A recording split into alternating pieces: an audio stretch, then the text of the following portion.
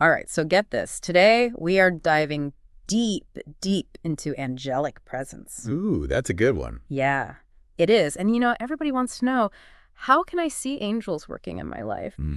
We're actually going to cover so much today. I mean, you sent me a ton of material, like so many different things. We've got personal stories, historical accounts, religious texts. Yeah. And I think what's so fascinating is that all of these different perspectives, Hmm. point to this common human longing to believe that we are not alone Right? and that there's something greater watching over us. Absolutely. And like the thing that really grabs me about this is that we're talking about like a realm we can't even see, right? Yeah. So how do we know it's there? Yeah, it's a mystery. Yeah. And, we're going to try to unpack all these ideas of Okay. how we can perceive this unseen world through all sorts of different signs and clues. All right. So where do we even begin? I think a good place to start is those sudden intuitions, you know, those moments where you just get like a flash of insight. You feel like you should do something, Yeah, yeah. out of the blue. Totally. Has that ever happened to you? Like you just felt a really strong urge to do something and then, Oh, all the time. yeah. Absolutely. Like just last week, I had this totally random thought to call up this friend I haven't talked to in like ages. Hmm. Turns out he was going through a really rough time and like really needed someone to talk to. Wow. And I was like, whoa, that was weird. Yeah. And some people believe that these intuitive nudges could actually be messages, like subtle guidance from angels, Really? Okay, hold on. like trying to steer us in the right direction. How does that even work? Like, do you just hear a voice whispering in your ear? It's not quite like that. Okay. It's more about like tuning into a deeper kind of knowing, like this inner wisdom that's always there, Hmm. even if we aren't always aware of it. Think of it like a radio signal. Okay. It's always broadcasting, but you need the right receiver to pick it up. Hmm. So some people are just more sensitive, Yeah, that makes sense. They've got a stronger signal, so to speak. And lots of spiritual traditions, they talk about practices that can help us kind of refine our receptivity. So we can pick up those signals better. Exactly. Make us more attuned to that subtle form of communication. Oh, that's interesting. Like when... Well, like prayer or Mhm. meditation, even fasting Oh, wow. are often mentioned because, these practices can help quiet the mind and the noise of everyday life Hmm. so that we can start to tune into those whispers of guidance that we might otherwise miss. Okay. It's about creating space, Yeah. Yeah. stillness, receptivity. Okay. So what about those stories where it seems like help arrives just when it's needed the most? Oh, yeah. Almost like a miracle. Mm. Those accounts where someone survives something like completely life-threatening against all odds. Yeah, totally. Like I've heard those stories where people like, they should have died, Yeah. but they didn't. And those are powerful stories because it really speaks to that deep need Hmm. to believe in something bigger than ourselves. Yeah, it makes you wonder. A force that's looking out for us, even in those darkest moments. Right. Right. And these stories, they're not just modern day. You find these throughout history and religious texts in different cultures. Oh, yeah, like Daniel in the lion's den. Yes. He got thrown to the lions, but somehow survived. That always seemed crazy to me. It's definitely a dramatic story. Yeah. And how we interpret it, really depends on our own worldview. Some people might see it as a literal account of divine intervention, Yeah. like God stepped in and miraculously protected Daniel. But couldn't there be other explanations? Like maybe the lions were already full from, eating something else. Sure. Yeah. Yeah. Or maybe Daniel somehow managed to like calm them down animals can be unpredictable. Yeah, totally. They can be. Yeah. Yeah. But even if we approach these stories, from a more skeptical perspective, Mm-hmm. I think they still highlight a powerful truth about the human psyche. Okay, what's that? That in moments of crisis, even when logic fails us, Right. hope can be a really powerful force. Hmm. The belief that we're not alone, that something's watching over us, can give us the strength to carry on. That's a really good point. Yeah, So it's like, even if these stories aren't like literally true, they Yeah. still point to a deeper reality. Yeah, that there's a supportive presence at work in the world, even if we can't always see it. Okay. I'm with you. So what about miraculous recoveries, like those times when people overcome illness against all odds, even when doctors like can't explain it? Yeah, it's like they're defying medical explanations.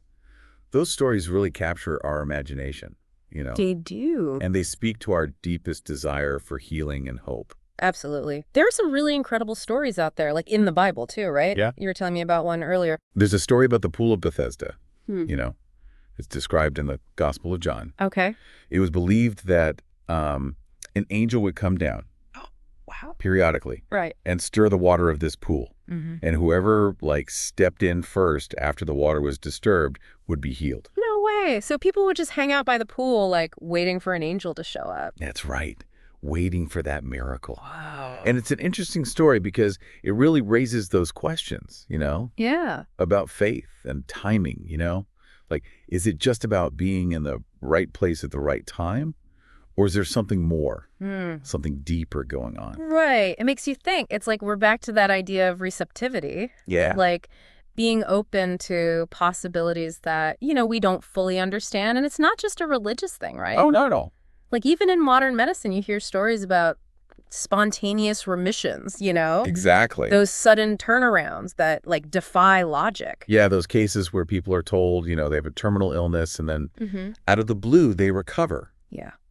And while some might say, oh, it was a misdiagnosis or whatever, Right. others really believe it's proof of this powerful healing force at work, something that goes beyond our current scientific understanding. I can see that. So are we saying there's a connection between faith and the potential for healing? It's a complex question for sure. Yeah. There are no easy answers. Yeah. But even within, the scientific community, more and more people are recognizing that mind-body connection. Right. The idea that our thoughts and beliefs, our emotions, they can actually affect our physical well-being. Yeah, totally. I've read about studies where like people who meditate or do visualization exercises, they actually see improvements in their health. Yeah. And that's where, some people make that connection to angelic presence. Okay. They believe that angels can actually act as intermediaries, like channels for this divine healing energy. Oh, interesting. They're messengers of hope. Yeah. Offering comfort and support, especially during times of illness. I like that. And even if we don't take the, literal angel part of it, I think the very act of believing in something beyond ourselves, whether it's a higher power or interconnectedness or even just the resilience of the human spirit, Yeah. Yeah. that can be so empowering. Right. So it's not about proving the existence of angels, but more about recognizing that belief itself can have power. Exactly. And maybe even unseen forces that we don't fully understand. Okay, I'm starting to see how this fits together. Now, you mentioned animals acting as messengers before. Isn't that a little out there? Well, maybe. But the idea that animals can have this spiritual connection, Okay. it actually comes up in lots of cultures. Really? Yeah. Different belief systems Yeah. throughout history. Like what? Give me an example. Well, in the Bible, there's this story of Balaam and his talking donkey. Oh, I've never heard of that one. A talking donkey. Yeah, it's kind of a funny story. God sends an angel to block Balaam's path, but Balaam can't see the angel, but his donkey can. What? Yeah. And so the donkey refuses to move. It's like, whoa, hold on. Oh, wow. And eventually, the donkey actually speaks to Balaam. No way. Yeah. And tells him about the angel and basically challenges his actions. Wow. Okay, so even if we don't take the talking donkey literally, Right. what's the point of that story? Well, I think one interpretation is that God, or this higher power, can work through like anything. Even something as humble as a donkey. It's like this reminder to broaden our perspective and recognize that wisdom and guidance can come from the most unexpected places. Okay, so it's not just about like those inner nudges, but also paying attention to the world around us. Yeah. Being open to messages from like anywhere. Yeah, like we need to be better receivers on all channels. Yes, exactly. Yeah. Okay, so this brings us to another fascinating aspect of angelic presence, protection during travel. Yes. Have you ever been on a trip, like a long road trip or maybe a flight, and just have this feeling of being watched over, like someone was looking out for you? All the time, especially when I'm traveling. Really? Yeah. Me too, actually. I was driving through these mountains once, like in a blizzard. Oh my God. Yeah, it was bad. Scary. And I was getting super nervous, like white knuckles. But then all of a sudden, this like weird calm washed over me. Like someone was saying, don't worry, you're going to be fine. Wow. And I kid you not, the storm cleared up and I made it through okay. That's amazing. Yeah, it was so strange. And in lots of different traditions, they emphasize this idea of divine protection, especially when you're feeling vulnerable. Oh, yeah, in the Bible, there's that verse about angels guarding us in all our ways, right? Yeah, Psalm 91. But does that mean we should just throw caution to the wind? No. Like book a flight to, a war zone and expect a miracle? It's not about being reckless. It's more about having that trust, acknowledging that we're part of something bigger than ourselves and that there's this web of interconnectedness that supports us, even when we feel alone. I see. So it's more nuanced than like having a divine bodyguard. Yeah, it's about aligning ourselves, with that supportive energy. Okay. And that sense of being held and guided, even in difficult situations. So sometimes that protection shows up in unexpected ways. Yeah. Like a sudden intuition to change your plans or avoid a certain place, or even just this inner peace when things are really chaotic. Exactly. It's like this feeling of knowing you're going to be okay. That's really it. It's about trusting that inner voice. Right. All right. So we've talked about those intuitive nudges and unexpected health and healings, and now protection. It's like we're building this case for, seeing how this force operates in our lives, even if we can't see it directly. Yes, that's a great way to put it. It's about opening our minds to those subtle ways that we might be supported and guided, and there's still so much more to explore. Oh, there is? Yeah. Oh, okay. I can't wait. But before we move on, I think we need to take a quick break. When we come back, we'll delve into some even more fascinating stuff, like answered prayers, comfort during grief, Okay, that sounds amazing. I'm ready. All right, so we're back, and I'm, ready to go even deeper into this whole angelic presence thing. Yeah, me too. It's fascinating, right? Totally. Before the break, we were talking about how it can feel like there's a guardian angel watching over us, especially when we're traveling. Yeah, it's amazing how many people have those kinds of stories, It is. And you know what? It's not just about physical protection either. Right. It's like sometimes you just feel this, emotional support, too. Totally. This sense of comfort, guidance, especially when things are tough. Exactly. And that actually brings us to another aspect of angelic presence I wanted to talk about. Answered prayers. Ah, yes. The big question. Yeah. What is an answered prayer? Right. Is it always some big dramatic miracle? Or can it be something, subtler? Yeah, I think we all have stories about, a time when we prayed for something and then, things worked out. Yeah. But how do we know it was really, divine intervention? Or just, coincidence? Life is full of surprises. That's the million-dollar question, isn't it? It is. I don't think there's always a clear-cut answer. Yeah. But maybe it's not always about finding, absolute proof. Okay. Maybe it's more about being open. Being willing to see that there might be something greater at work, even if we can't fully grasp it. So it's about noticing those moments where, everything just seems to fall into place. Yeah, exactly. Those synchronicities, those unexpected blessings that just, line up perfectly, and it feels meaningful. Okay, I like that. What about those big miracles in the Bible, though? Yeah. I'm thinking of the story of Peter's release from prison. Oh, yes.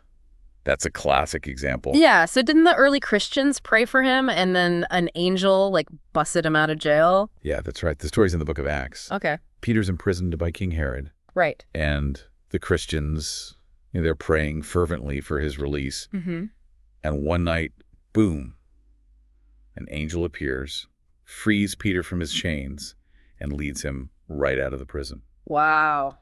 It's pretty dramatic. It is. But, okay, does that mean, we should just expect angels to break us out of jail every time we get into trouble? Probably not. I think the story of Peter, it's more about the power of faith, really.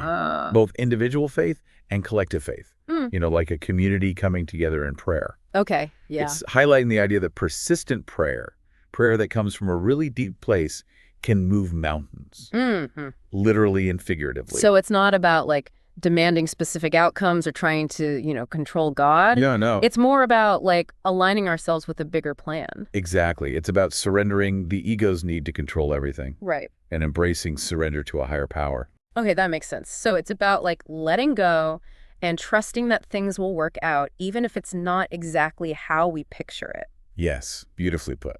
Okay, I can get behind that. So we've talked about intuitive nudges and miracles and protection, and now answered prayer. Yeah. It's we're starting to see all these ways this benevolent force might be working in our lives. That's it. And that brings us to another really powerful aspect of angelic presence. Okay, what's that? Comfort. Comfort. Yeah, especially during those really tough times of grief and loss. Right, because, I mean, grief is something we all experience. Yeah, it's universal. And it's often when we're at our lowest, we're really hurting, that we start searching for something bigger than ourselves to hold on to. Absolutely. When we lose someone we love or face any kind of significant loss, it can feel like our world is falling apart. Yeah. And in those moments, the idea of angelic presence, it can be incredibly comforting. It can be. And, there are so many stories, both ancient and modern, about people feeling the presence of loved ones who have passed on, like sensing their energy or even getting messages from them. Yeah, those stories are everywhere. Do you think there's any truth to those experiences? It's definitely something that people have debated for a long time. Yes. Some might say it's just wishful thinking, or maybe hallucinations brought on by grief. Right. But others, they see these experiences as proof that there's a connection that goes beyond physical death. Okay. Like a testament to the enduring power of love. Yeah. You mentioned that story about Elijah in the Bible earlier, right? The one where he receives comfort from an angel in the wilderness. Yes. That's a powerful one. Yeah. It is. So he was running for his life, right? Fleeing from his enemies, feeling totally defeated. Wow. And he just collapses under a tree, ready to give up. And that's when the angel appears.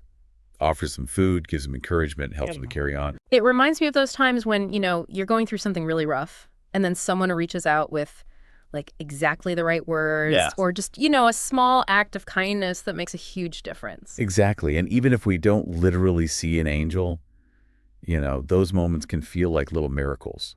Right. Like reminders that we're not alone, that we're being looked after. Yeah.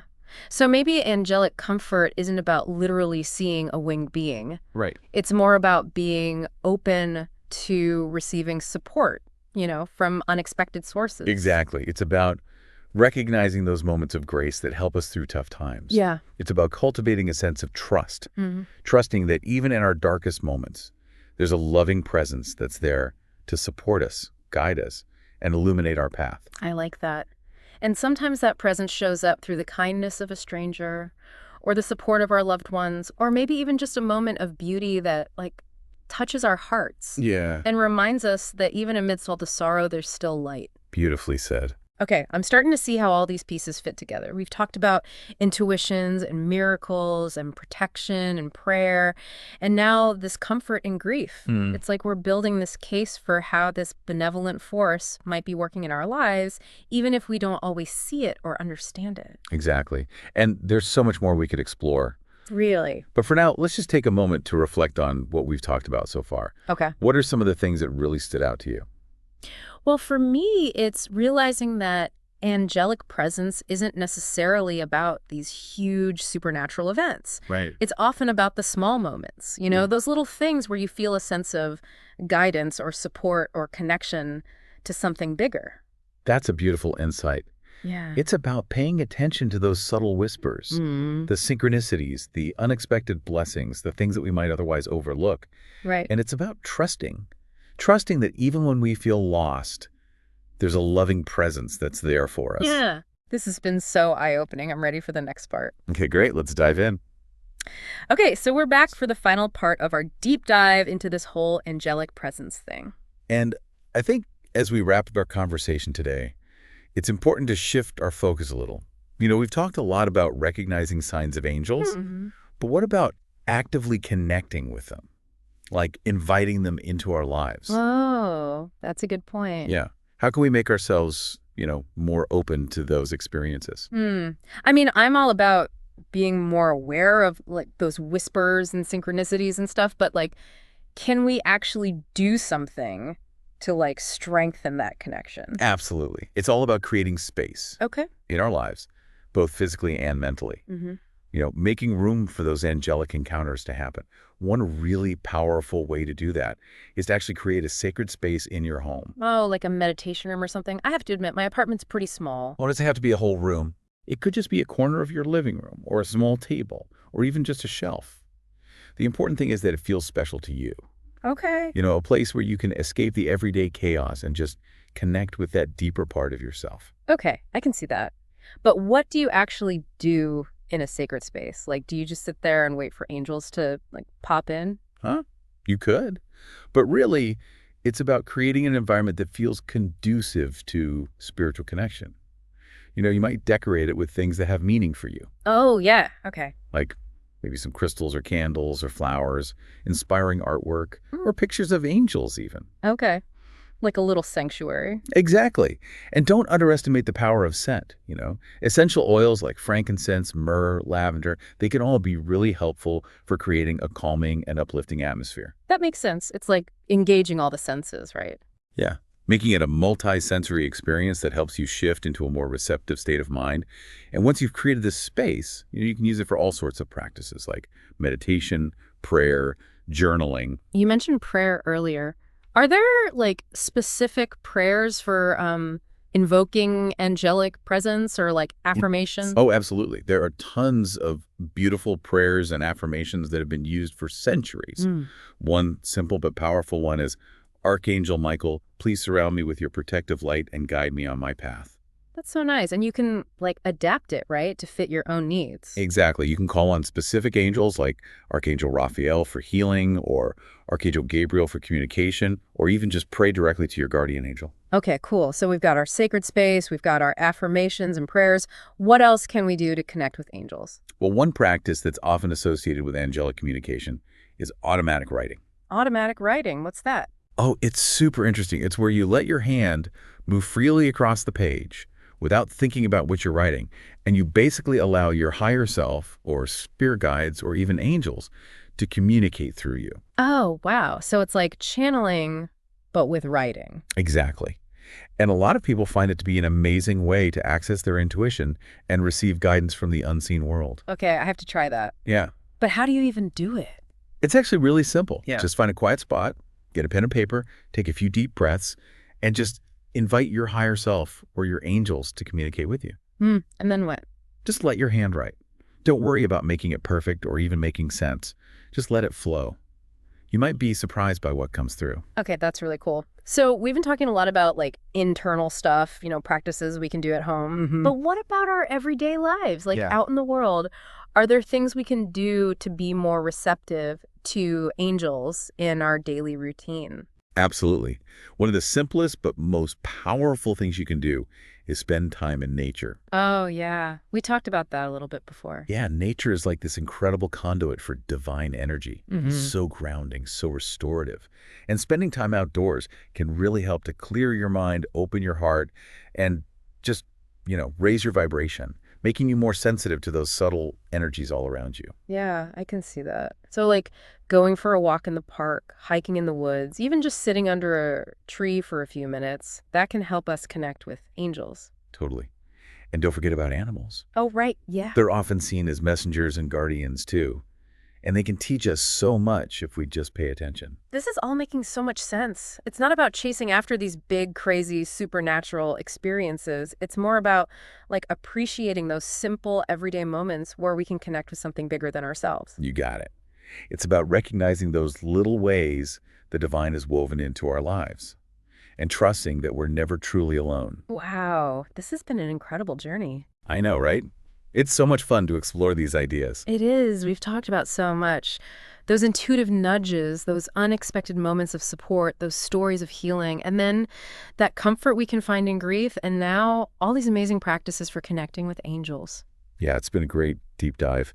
And as we wrap up here, I just want to leave you with this thought. Angelic presence, it's not reserved for just a few special people. It's available to everyone.